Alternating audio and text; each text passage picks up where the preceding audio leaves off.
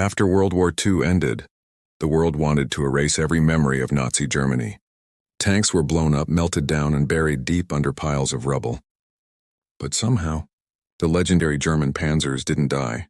They survived, not in museums, not in secret bases, but in scrapyards, forgotten and rusting beneath the dust of history. Imagine Europe after 1945, a land covered in ashes. The mighty cities of Berlin, Warsaw, and Dresden reduced to smoking skeletons of stone. The war was finally over, but what remained was a graveyard of machines, the twisted steel of tanks, cannons, and aircraft that once ruled the battlefield. Among that wreckage lay the panzers, the iron beasts of Hitler's army. Once symbols of unstoppable power, now broken shells scattered across muddy fields and silent roads. Soldiers who had once trembled at their roar now walked past them in disbelief. The war had turned these mighty machines into nothing more than junk, but fate had other plans. Because when the world tried to erase the past, the scrapyards quietly began to preserve it. They didn't mean to become keepers of history, yet somehow they did. Old mechanics, farmers, and scavengers dragged the metal giants into their yards, hoping to sell them for spare parts or scrap steel. But many couldn't bring themselves to destroy them completely. They left them sitting in corners, half buried in weeds, forgotten by governments, but not lost to time. And decades later, when historians and collectors began searching for the last surviving panzers, those scrapyards turned out to be gold mines of history. Rusting, silent, and surrounded by piles of twisted metal, these relics were waiting to tell their story again.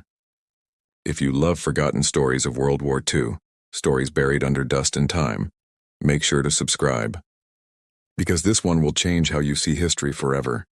May 1945, the guns of Europe finally fell silent.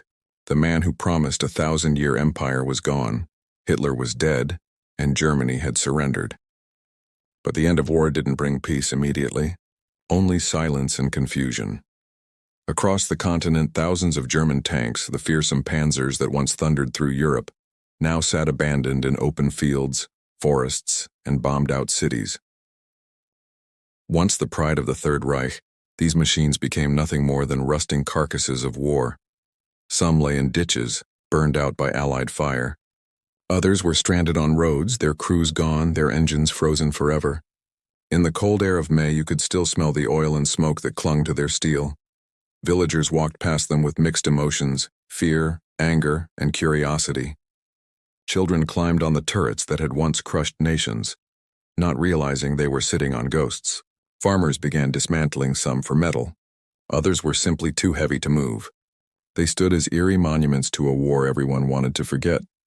To the victors, these machines were just scrap. The Allies saw no reason to preserve the weapons of a fallen enemy, only to melt them down, recycle the steel, and rebuild what had been destroyed. But scattered across the continent, not every panzer met the furnace. Some were too remote, too damaged, or simply overlooked, left to rust quietly under the sun and rain. And in those forgotten places, the legend of the panzer refused to die. Because while the world tried to erase them, history had already begun to write their next chapter, one hidden, not in museums, but in scrapyards. When World War II finally ended in May 1945, Europe was silent, but the silence carried fear. The Allies had won, yet they all shared one uneasy thought. What if Germany rose again? They had seen how fast it happened before. In just a few years, Germany had built the most powerful tank army in history, the feared panzers. Those machines had rolled across Poland, France, and deep into Russia, leaving ruins behind. The world never wanted to see that power again. So from Berlin to Normandy, one order spread through every Allied command post. Destroy every panzer, every tank, every trace of the Nazi war machine. No one hesitated. Trains carried broken tanks to scrapyards. Cranes lifted burnt steel giants onto piles of metal. Soldiers stood watching as cutting torches sliced through turrets and armor that had once terrified entire armies. The Allies didn't just want to erase weapons. They wanted to erase a symbol. To them, every tank destroyed meant one less chance for history to repeat itself. It wasn't just war cleanup, and it was insurance for peace. But not everyone followed the order so cleanly. Some scrapyard owners saw value in the wreckage, strong steel, spare parts, or simple curiosity. A few tanks were pushed aside, half buried under piles of metal, waiting for better days. Nobody imagined those forgotten wrecks would one day become priceless relics, proof of a war the world tried so hard to forget. By the late 1940s, Europe looked like one massive junkyard. From Poland to France and deep into Germany, scrapyards grew like metal forests, endless piles of wrecked tanks, broken planes, and shattered engines. Among them, resting silently under the gray sky, were hundreds of German panzers, Tigers, Panthers, and Panzer Kiers, once the pride of Hitler's army. Each scrapyard was a strange graveyard of steel. Some tanks were burned, their armor split open by shellfire. Others were almost untouched, abandoned where they ran out of fuel in the final days of war. Children played on their rusted hulls, not realizing they were climbing history itself. The smell of oil, smoke, and rust filled the air as workers with torches cut through armor that once seemed invincible. The metallic sound of steel breaking echoed across Europe, the sound of an empire being erased piece by piece. But scrapyards were not just destruction. They became a silent museum, storing stories no one meant to preserve. Mechanics noticed the craftsmanship of German engineering, the thick armor, the complex gears, the perfect welds. Some men hesitated before cutting them apart, whispering, "It's a shame to destroy something built so well."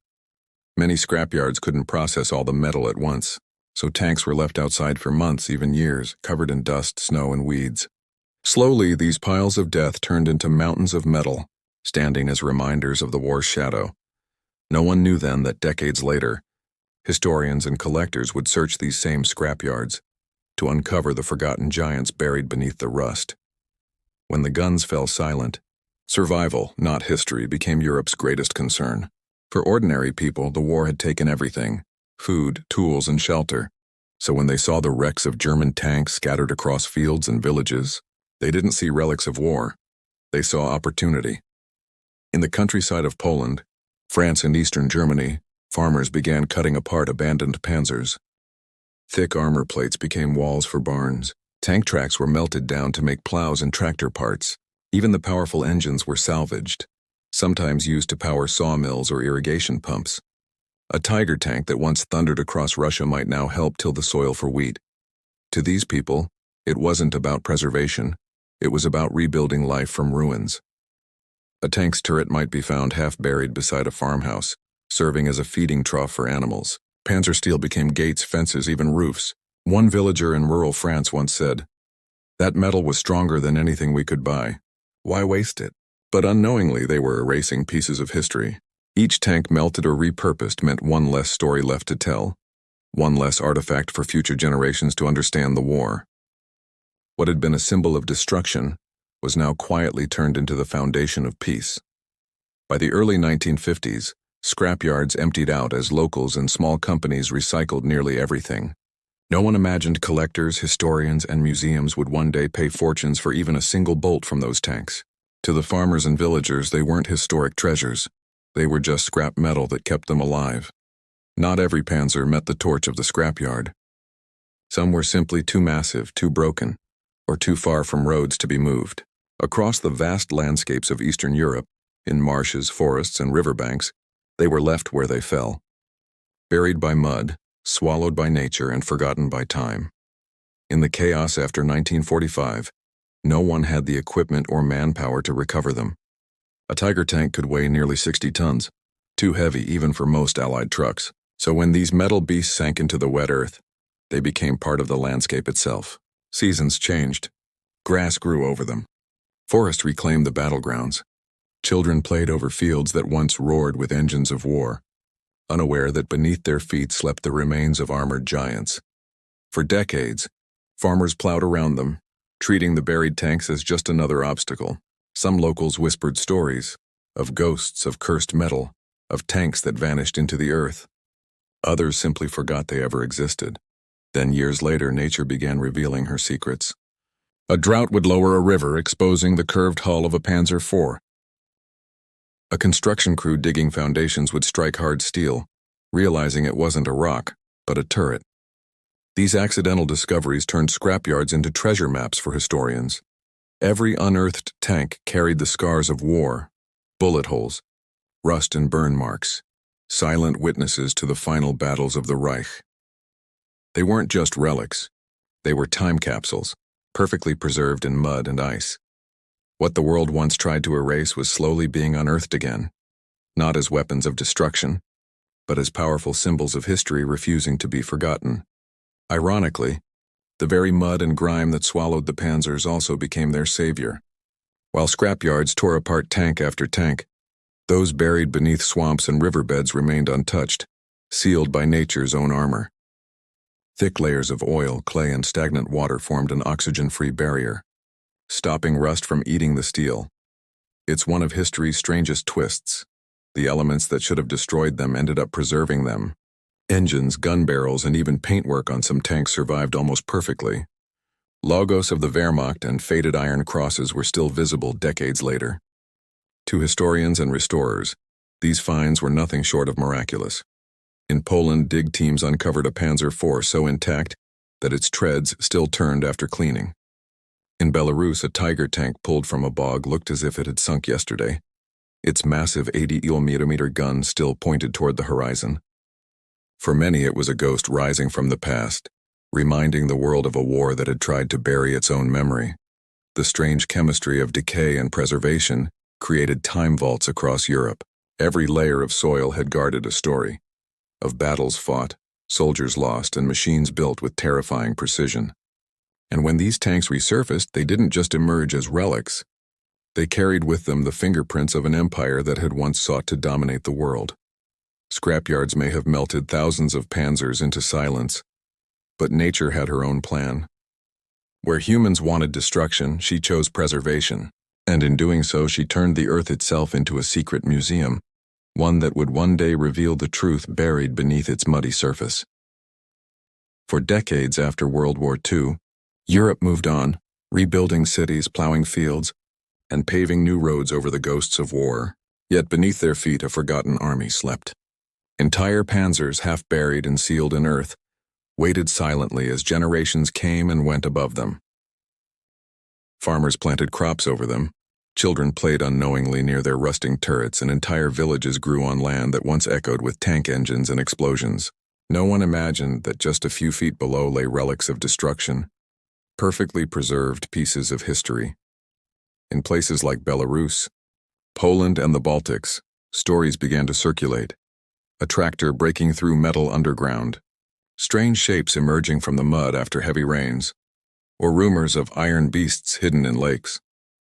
Most dismissed these tales as folklore, but some curious locals began to dig. What they found stunned them. Hulks of German tanks entombed in time, their steel almost untouched. For historians, it was like discovering dinosaur fossils.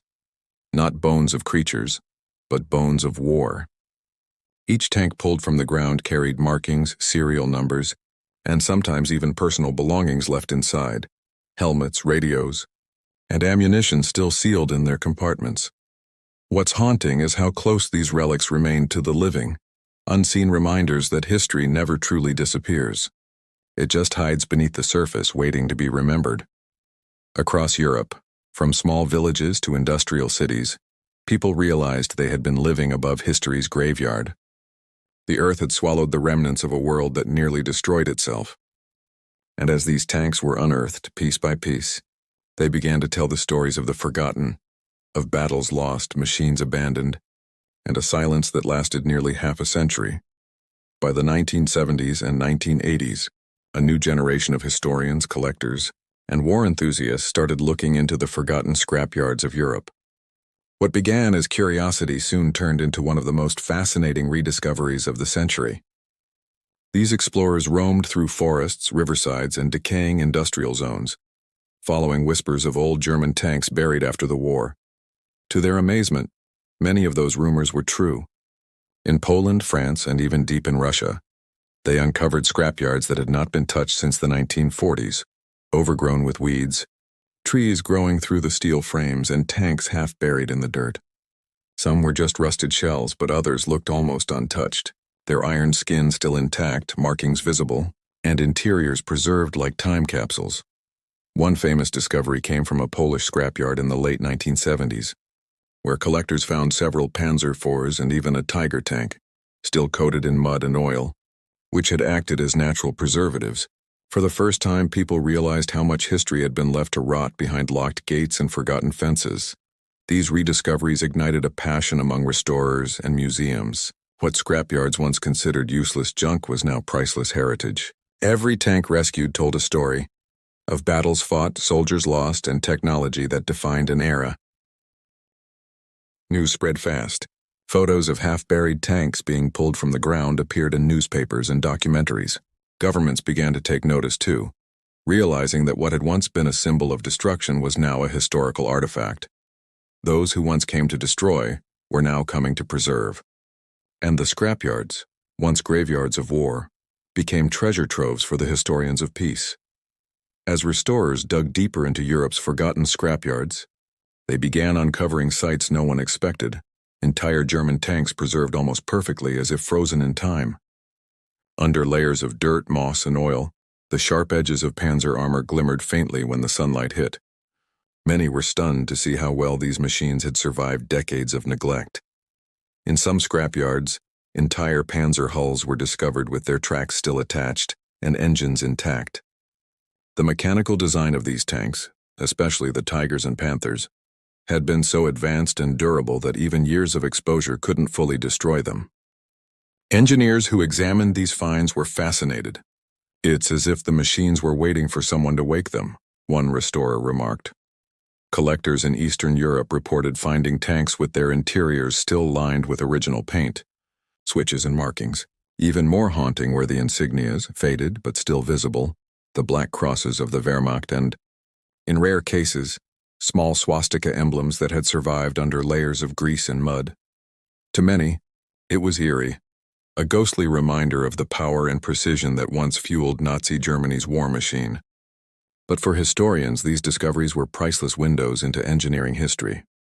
Each tank became a story of contrast, symbols of both destruction and endurance. They stood as proof that even when empires fall and ideologies crumble, the artifacts of history have their own way of surviving. From the scrapyards of Poland to the rivers of Belarus, forgotten tanks emerged like metallic fossils, echoes from a war that refused to be completely erased. And soon these steel relics would be given new life, not for battle, but for remembrance. By the late 1980s and early 1990s, a quiet movement began across Europe, a mission not of war but of preservation. The rusting German tanks that had once symbolized fear and destruction were now being rescued, cleaned, and reborn as relics of history. Museums, military enthusiasts, and restoration experts came together, driven by one purpose: to give these machines a second life, not on the battlefield, but in remembrance. Restoration was no easy task. Many tanks had been sitting for decades under mud and water, their parts fused together by time. Every bolt, every gear, every rivet had to be handled with patience. Workers spent months scraping away layers of oil and rust, often finding original German markings beneath. The process became both mechanical and emotional, a journey through the scars of the past. Engineers documented each discovery carefully. Manuals were translated, factory blueprints from the 1940s were unearthed, and rare surviving mechanics who had once worked on Panzers were even consulted for guidance. It wasn't just about restoring machines. It was about piecing together fragments of forgotten craftsmanship. Museums in countries like Poland, Russia, and the UK proudly displayed the restored tanks. The moment engines roared again for demonstration events, spectators watched in awe, the sound of the Panzer returning to life after nearly half a century of silence. For many, it was a chilling but powerful reminder of what humanity is capable of, both in innovation and in destruction. These tanks, once agents of terror, were now storytellers. Their steel frames spoke of history's darkest chapter and the enduring human need to understand it. And yet, the most incredible discoveries were still waiting beneath the earth, untouched for over 70 years. The very tanks that were once left to rust in forgotten scrapyards now stand proudly in some of the world's most prestigious museums, gleaming under spotlights, instead of the sun of the battlefield. What was once wreckage has become a bridge to the past. These Panzer tanks, once the backbone of Hitler's war machine, now serve as silent teachers, reminding generations of what unchecked power and ambition can lead to.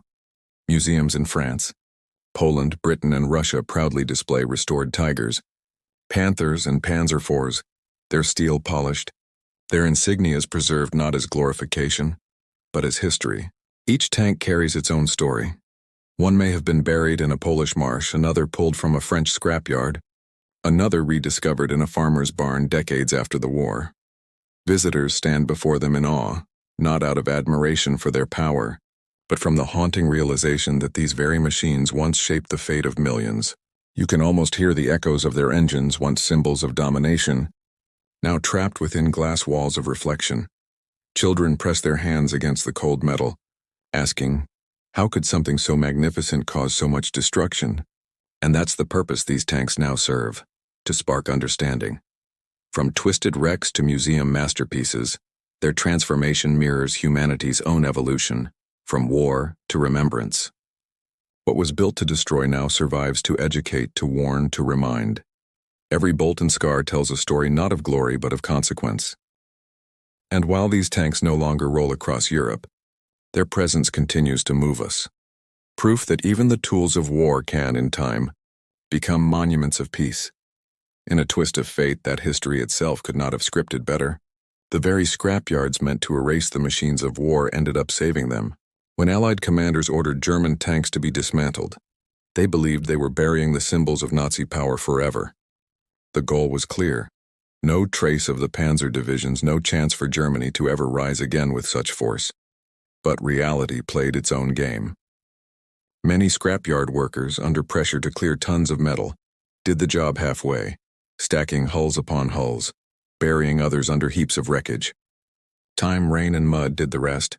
Instead of being destroyed, the tanks were sealed in natural tombs of oil, soil, and rust, preserved like iron fossils beneath the scars of Europe.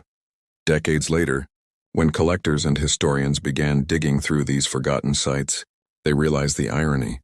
The scrapyards had not destroyed history. They had accidentally protected it. The Allied mission to erase a dark past had unknowingly created a bridge to it. The same metal that once rolled into battle now told stories in peace, of war's madness, human resilience, and the strange ways history refuses to die. Each recovered tank became a living contradiction, born from destruction, saved by neglect. What was meant to disappear now stood as proof that no matter how hard humanity tries to bury its mistakes, the truth finds a way to rise again. The scrapyards didn't just preserve steel, they preserved memory. And in that memory lies one of the greatest lessons of all.